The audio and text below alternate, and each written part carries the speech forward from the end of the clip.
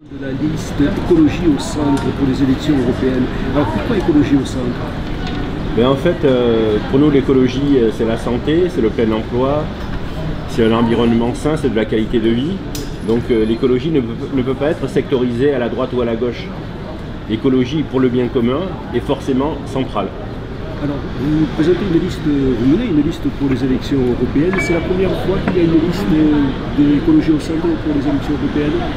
Nous existons depuis 20 ans et la première élection à laquelle nous avons participé sont les élections européennes en 2004. Et on s'appelait la France d'en bas. Depuis, nous avons fait beaucoup de chemin parce que moi je suis déjà élu local, donc sur la Côte d'Azur, c'est la première métropole de France.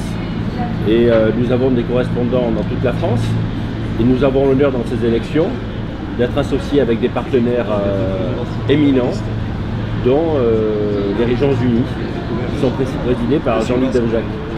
Alors, est-ce qu'il y a d'autres régions de France qui sont également dans cette liste?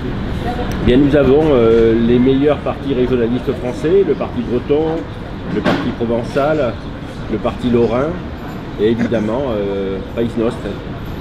Alors, c'est une élection très importante puisque l'écologie, cela ne concerne pas que l'Occitanie. 150 millions d'Européens et pour les 66 millions de Français, parce qu'en fait, c'est la seule élection où un groupe non conventionnel peut avoir des députés dans un parlement majeur. Par conséquent, nous créons nos conditions pour avoir nos propres députés. Dans 3 semaines, Jean-Luc Devezac sera député, je le serai aussi, puisque l'expérience montre que lorsque vous êtes dans nos scores actuels dans les sondages, la distribution du matériel électoral vous fait gagner 2 ou 3 points. Donc je suis très confiant pour les 5%. Par conséquent, très confiant pour faire un groupe d'écologistes, régionalistes, centristes au Parlement européen qui pourra basculer les majorités puisque le Parlement est très morcelé. Alors, au niveau de l'Europe, est-ce que... Mais ceux qui ont la décision, ce sont les décideurs politiques européens. Jusqu'à présent, nous n'étions pas députés. Nous serons écoutés à partir du 10 juin. Votre mouvement s'inscrit également dans les régions, donc à votre niveau, au niveau de la Côte d'Azur, est-ce qu'il y a eu des changements depuis que vous êtes élu? Je suis un élu d'opposition, mais parce que je suis centriste, je suis efficace.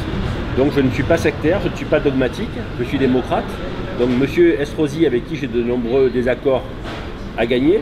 Les Niçois l'ont fait gagner. Donc je le soutiens sur des mesures pertinentes. Je suis défavorable à ces mesures qui ne le sont pas.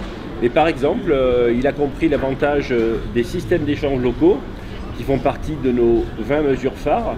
Le système d'échange local est un processus par lequel les habitants d'un quartier ou d'un immeuble s'organisent pour échanger leur temps, leurs biens, leurs compétences. C'est un moyen extraordinaire de pouvoir d'achat et de lien social. Nous croyons beaucoup à la pensée globale et au agir local.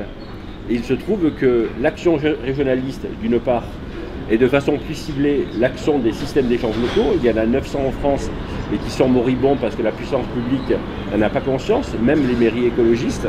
Eh bien, ce seront des outils qui seront au service des habitants et ce sont des outils qui seront très efficaces.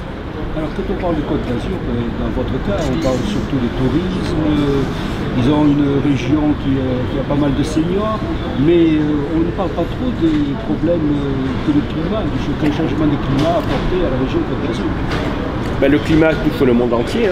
Les phénomènes climatiques extrêmes se multiplient partout dans le monde et sur la Côte d'Azur aussi. On a été touché par la tempête Alex. Ce que ne disent pas les décideurs politiques, et ça me surprend beaucoup, c'est le problème des assurances et des réassurances. Il faut savoir que les mairies et que les entreprises ont beaucoup de mal à s'assurer. Et quelquefois, lorsqu'ils parviennent à s'assurer, il y a des franchises très importantes.